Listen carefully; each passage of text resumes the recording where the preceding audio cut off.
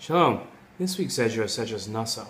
In order to properly teach this week's Sedra and a great idea that stems from it, I'd like to tell you a story about Mark. Walking into the large wedding hall, Mark was mesmerized. 500 people were dancing in large concentric circles, stepping in line, one foot over the other, simultaneously kicking their feet in and out of the circle, all in sync with the person next to them. If not for the fact that it was a wedding and the 500 men were guests, one could easily think that these men were part of a dance troupe, and they were all performing a well-choreographed dance routine. This was Mark's first religious wedding, and boy, was it an eye-opener.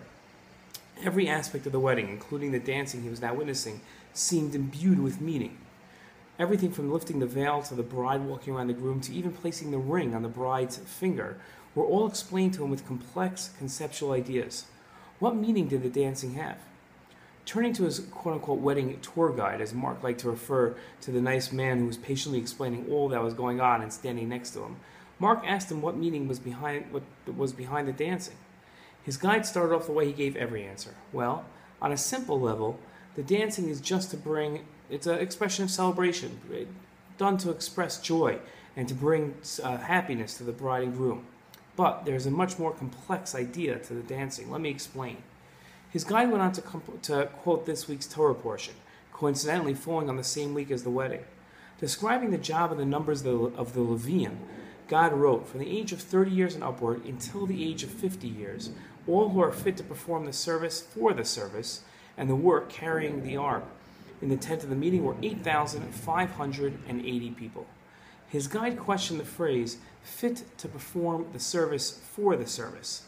The phrase, oddly worded, didn't seem to make any sense. To explain the odd wording, Mark's guide quoted Rashi's commentary on the verse.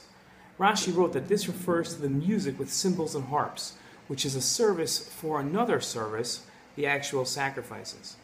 The Levim would recite praises of God, mostly from Psalms, while other Levim would play musical instruments in the background. While Judaism is a religion based in conceptual thought, with the approach to God focused on analyzing the abstract ideas behind God's words and creations, Judaism also appeals to man's emotional side. God understood that man's experience in relating to him had to encompass all aspects of man's being. Not only did God address man's cerebral side, but through music and song, God addressed man's instinctual side as well. While listening to music and playing music isn't an act of perfection, say like Torah study or prayer, nor is it even a mitzvah, it has its place at times. In visiting the temple, man's experience had to be expansive, with both his intellect and emotions addressed. Similarly, at a wedding, we have a command to bring joy to the bride and groom. While sharing a great idea with them will reach their soul, to effectively make them completely happy, we dance and sing to address their instinctual need to celebrate.